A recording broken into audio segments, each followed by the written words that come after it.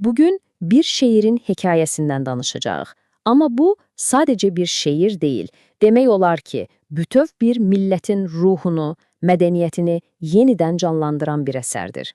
Bir anlıq təsəvvür edin. Elə bir şeir ki, onu demək olar hamı əzbər bilir, küçədə, evdə, söhbətlərdə onun misraları atalar sözü kimi işlənir. Bax, söhbət məhz belə bir əsərdən gedir. Bu əsər şair Məhəmməd Hüseyn Şəhriyarın 1940-cı illərdə yazdığı Ölməz Heydər Babaya Salam poemasıdır. Bəs bir şəxsi xatirə necə oldu da milli bir himnə çevrildi? Gəlin baxaq. Bəs Heydər Baba nədir? Heydər Baba sadece bir dağ adıdır. Şəhriyarın uşaqlığının keçdiyi kəndin yaxınlığında olan bir dağ. Amma şeirdə bu dağ sadece dağ değil. O, şairin bütün xatirələrinin səssiz bir şahididir. Sanki onunla dərdləşir, ona salam göndərir. Vətənin, yurdun, daimi bir məkanın simvoludur. Və bu şeirin təsiri həqiqətən də inanılmaz idi. Tez bir zamanda populyar mahnıların sözlərinə çevrildi. İnsanlar onun bəndlərini atalar sözü kimi işlətməyə başladılar. Yəni, bu sadəcə bir kağız parçası değildi. Artıq mədəni kimliyin bir parçası, canlı bir orqanizm idi. Yaxşı, bəs bu şeiri bu qədər xüsusi edən nədir? Nədən bəhs edir bu poema? Ən üzdə olan qatına baxsaq, bu, hər birimizin qəlbinə toxunan bir mövzudur.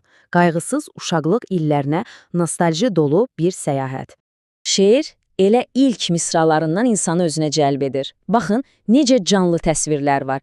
İldırımlar şaxır, sellər axır, qızlar səhbağlayıb baxır. Sanki gözümüzün önündə canlanır o kənd həyatı.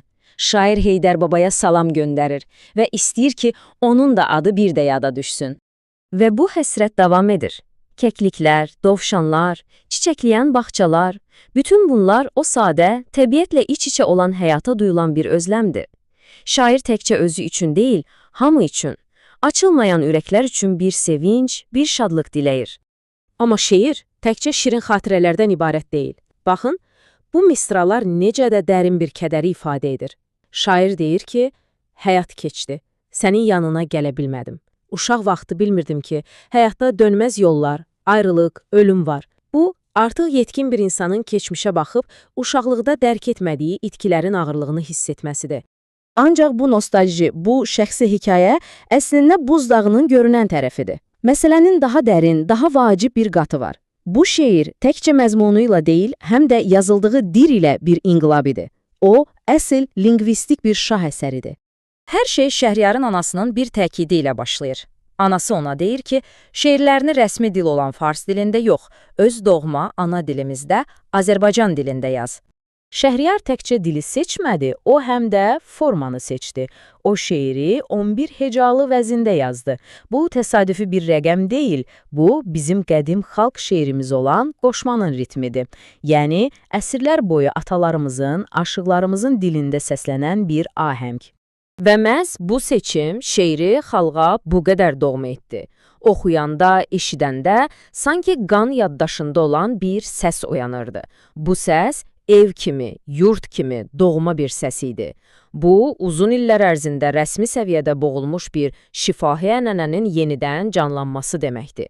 Yəni, gəlin bunu bir daha vurğulayaq. Heydər Babaya salam sadəcə bir nostalji şeiri deyildi. Beləcə, bu şeir özünün doğulduğu Xoşginab kəndini də əbədiləşdirdi.